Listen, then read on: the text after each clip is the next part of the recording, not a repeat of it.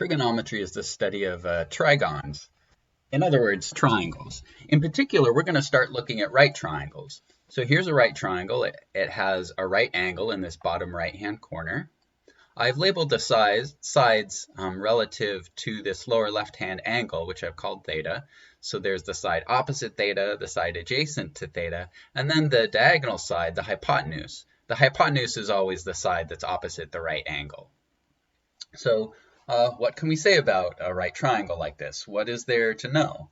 Well, one thing to know about any triangle is that all of the angles in the triangle add up to 180 degrees.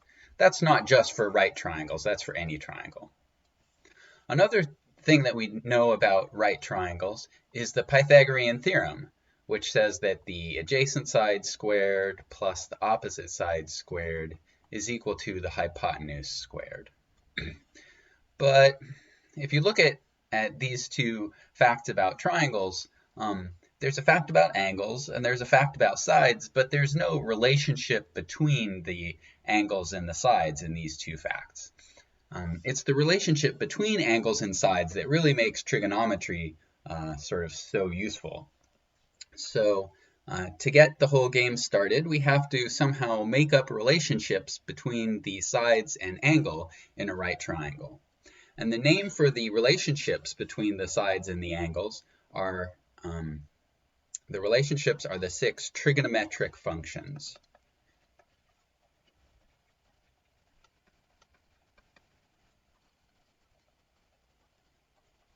There are 6 of them, but they come in pairs, so really there's only 3 to remember.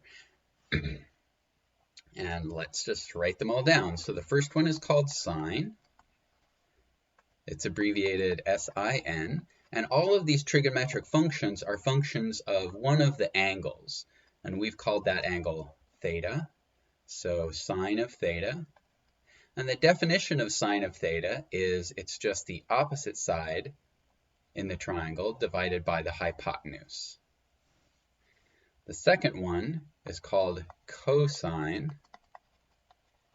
and it's abbreviated cos.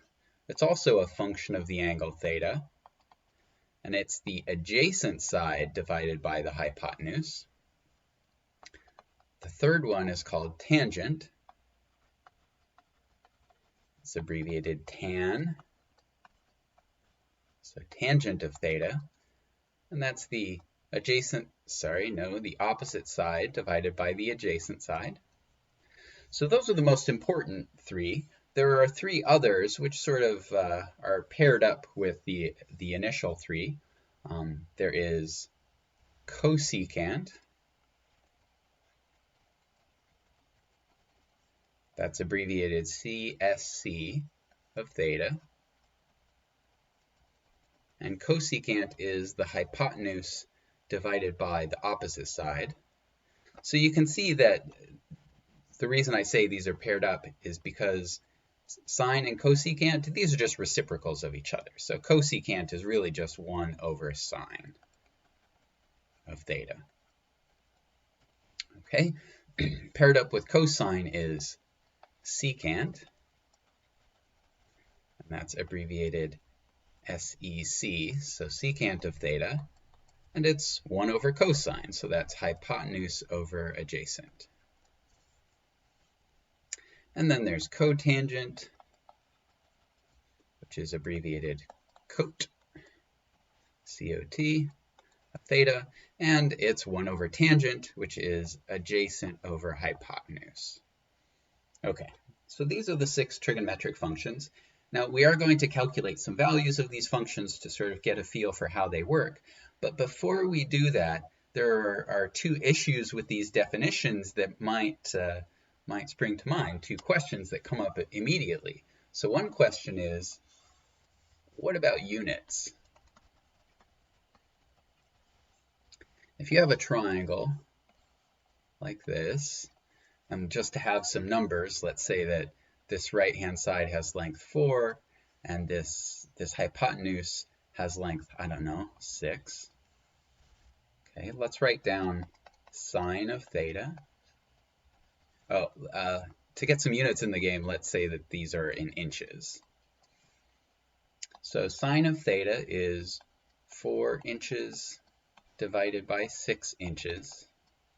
But if you look at this, the inches disappears. And also you can simplify these, you get 2/3, but there's no unit over here. So the unit of the values produced by these trigonometric functions is actually no units. These trig functions just produce a number, a pure number that has no units at all. That's a little strange at first, but we'll see in examples that it actually has to be this way. Okay, the second question that might occur to you when you see these definitions is, why are these trig functions functions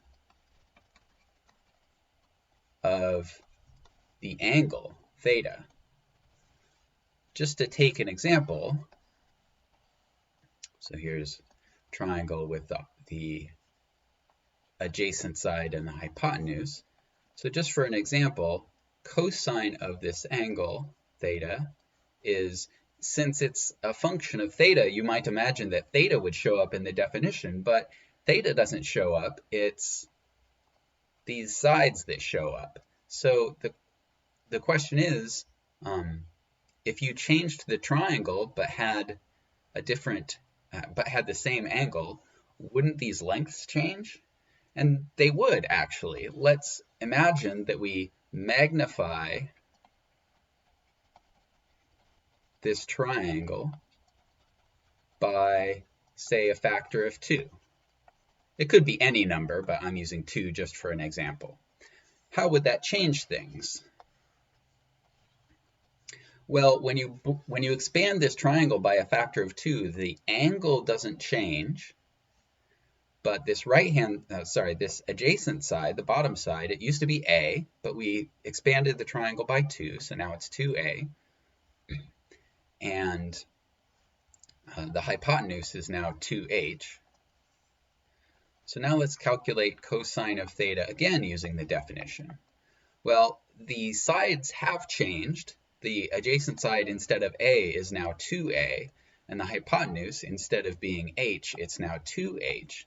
But you can see this expansion factor, the 2, it simplifies away, and we get A over h, the same thing that we got before.